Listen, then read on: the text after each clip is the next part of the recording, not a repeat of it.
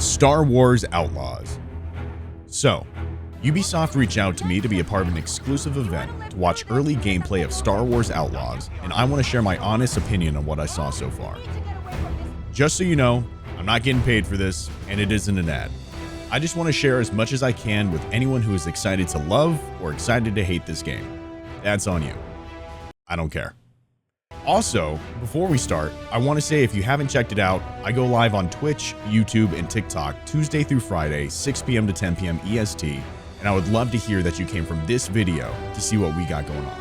We don't have any sponsors for this video, so just popping in to hang out with us during the streams goes a long way to building our community and growing to make more content like this on a regular basis. Plug aside, let's get into it.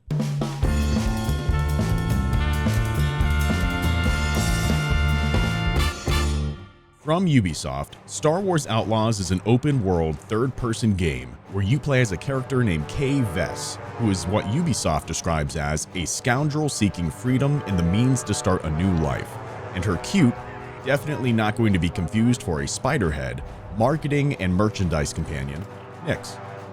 The story is set between the events of The Empire Strikes Back and Return of the Jedi, with what they say will have both iconic and new areas to explore. Ubisoft also says this is the first ever open world Star Wars game, but I don't know if that's accurate, seeing as we just got Survivor, and that seems pretty open world. Anyway, let me talk about the things that I saw in the gameplay footage that I liked. Number 1, stealth elements. Right off the bat, Ubisoft hits us with Kay Vess sneaky beaking her way on what appears to be an Imperial ship. I'm always a sucker for a good stealth game, which I'm not saying this immediately is, but stealth is 9 times out of 10 my preferred method of engagement.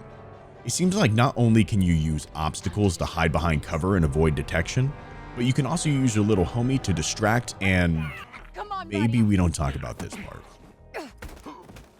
Number 2, environmental choices. Also in the footage, there were multiple moments where Kay was able to use the environment to her advantage. And man, there are so many explosive barrels everywhere. I cannot imagine whoever is in charge of logistics here just purposely ensured that every possible tactical choke point would need an explosive barrel next to it. But it also looks like there will be multiple types of environmental influences in the game, like a smoke canister thing that went off and made it hard for the enemy to see Kay.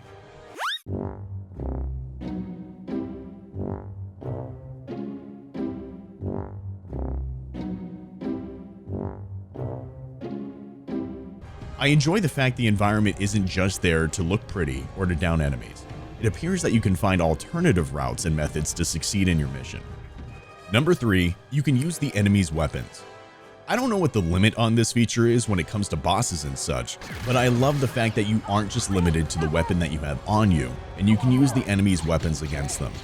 There are so many moments in games where I see an enemy with a cooler weapon than mine, and I wanted to try it out after dropping them, and even though it's just sitting there, begging to be used, I can't do anything about it. I hope it means that there's going to be actual differences with the blasters, and not just a different color blaster when you pick it up. And I'm overall super excited to see all of the different options and styles of weapons we can use in the game. Number 4, enemies don't just seem to be pushovers. Now, there is a caveat to this statement that I'll bring up in the concerns that I have, but the positive side of this is that it seems there's a decent bit of enemy variety who use different methods to attack you, and that you actually have to have a different approach to be able to take them out effectively. We already saw how Jedi Survivor approaches this with different stances being more effective against different enemy types, but I'm very interested, especially coming from a shooter background, how this development team approaches the same issue. Number 5, environment. Okay, I know it's a AAA game, and by default, that means that the graphics quality should be top-notch and stunning, and that's expected at this point. But just for early gameplay footage, this game looks beautiful, and the artists should still be appreciated for their work. The dynamic lighting across the different bright and dark scenes that were shown, the models, the layout, the textures, it all looks really great, and a bit dingy and dirty in a good way. Makes it feel real.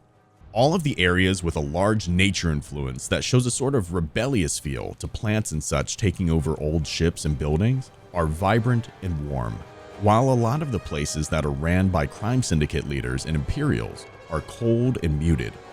Visual storytelling is one of the most important things in any game, movie, or show, and I think they did a great job with it. As long as it will run on a system at 60 FPS or above on release. I'm looking at you, Survivor. Now that you know what I like, here are 3 things that I'm concerned about with Star Wars Outlaws from someone who not only loves these games, but also really enjoys the Star Wars universe. Number 1, Force-sensitive characters. I understand this is a Star Wars universe, and one of the things that makes this universe so unique is the fact that there is the Force. While I don't have any confirmation that Kay is Force-sensitive, there are some factors that lead me to believe that she is, such as bullet time with her blaster and what appears to be a sonar type of capability to see through walls, though that could be from Nyx based on the icon. While these abilities aren't exclusively Force-sensitive traits and are in other games and universes, the fact that this is a Star Wars game would lead me to believe that she has these special abilities due to the fact that she's in touch with the Force, which kinda sucks. I think it would be cool for a game and a story so capable to go outside of the Jedi storyline to embrace the fact that this person is very much not in touch with the Force. And it would be a great twist to allow the player to experience this universe from a more relatable point of view. This person has to try harder and be more clever to survive as a normal person in a universe that has space wizards. Number 2, difficulty. Going back to the point I made on the things that I'm excited for in this game, I'm also concerned about a part of it. In my opinion, one of the things that makes a healthy change in difficulty are the ways that enemies will engage with you. This can be attributed to their abilities, weapon choices, environmental advantages, etc., etc.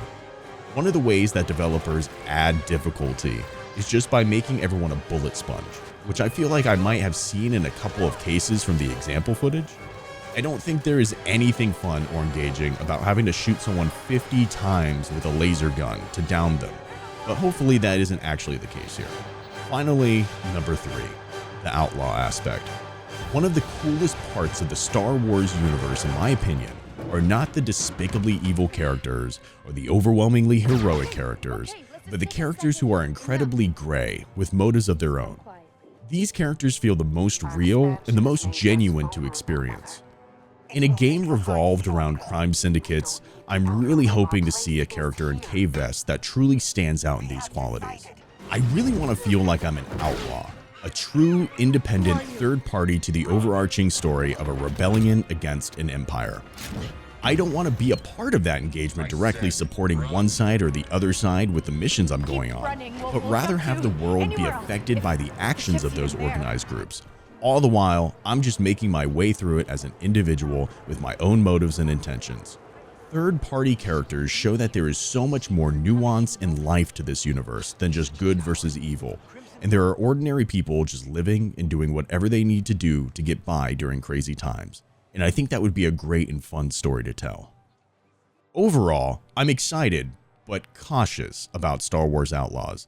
Some people might see it as another game to copy Star Wars Jedi Fallen Order and Survivor, but I think there's going to be stark differences between the series, especially seeing as Respawn and EA created the Jedi games, while Outlaws is being developed by Massive Entertainment and published by Ubisoft.